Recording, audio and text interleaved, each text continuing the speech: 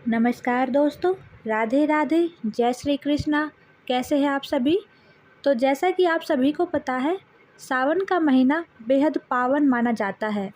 यह भगवान शिव की पूजा के लिए बहुत शुभ माना जाता है। इस दौरान पड़ने वाले सभी सोमवार का बहुत ज़्यादा महत्व है।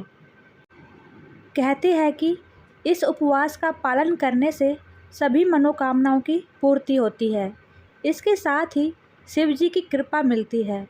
जो भक्त पहली बार सावन सोमवार का व्रत रखने जा रहे हैं, उन्हें इस व्रत से जुड़े कुछ नियमों का जानना बेहद ज़रूरी है, ताकि उन्हें इसका पूरा फल मिल सके। तो चलिए जानते हैं सावन के सोमवार व्रत से रिलेटेड सभी नियमों के बारे में। सावन सोमवार व्रत नियम।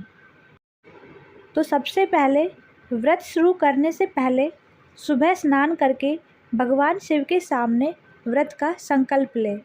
मन में ऐसा सोचें कि आप सच्चे मन से यह व्रत कर रहे हैं और सभी नियमों का पालन करेंगे।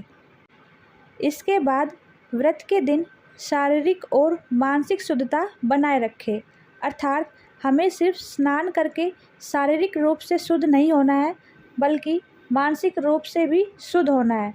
हमें अपने मन में किसी के लिए कोई बैर नहीं रखना है, किसी से कोई लड़ाई झगड़ा नहीं करना है, ना कोई ऐसे शब्द प्रयोग करने हैं किसी दूसरे के लिए जिससे उसका दिल दुखे। शारीरिक और मानसिक शुद्धता बनाए रखने के बाद साफ कपड़े पहने और पूजा स्थान को भी साफ रखें। सावन सोमवार का व्रत आमतौर पर निर्जला या फलाहारी रखा जाता है, लेकिन अगर आप निर्जला व्रत नहीं रख सकते तो एक समय फलाहार कर सकते हैं। इसमें सेंधा नमक का उपयोग करें।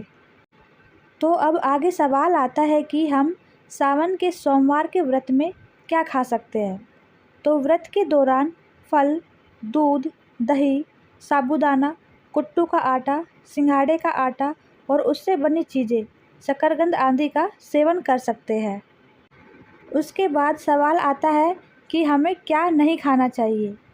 तो सावन सोमवार व्रत के दौरान अनाज, दालें, सामान्य नमक, प्याज, लहसुन, मांसाहार, शराब और किसी भी प्रकार का तामसिक भोजन बिल्कुल भी नहीं करें।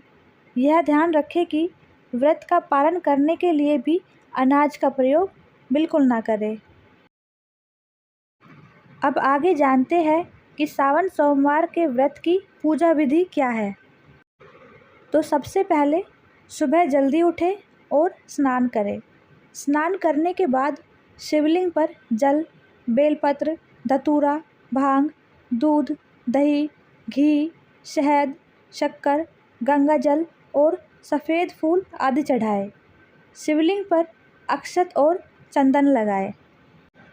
चंदन लगाने के बाद भगवान शिव के सामने घी का दीपक और धूप जलाएं। धूप जलाने के बाद ओम नमः शिवाय मंत्र का जाप करें। हो सके तो 108 बार जाप करें। उसके बाद शिव चालीसा और सावन सोमवार व्रत कथा का पाठ करें या फिर उसे सुनें।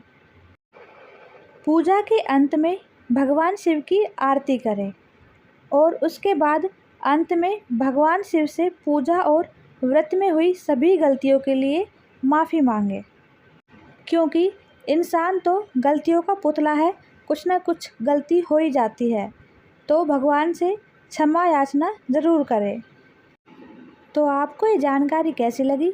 अगर अच्छी लगी तो इस वीडियो को लाइक करें, और अगर आप भोलेनाथ के सच्चे भक्त हैं तो मेरे चैनल को सब्सक्राइब करके कमेंट में लिखेंगे हर हर महादेव।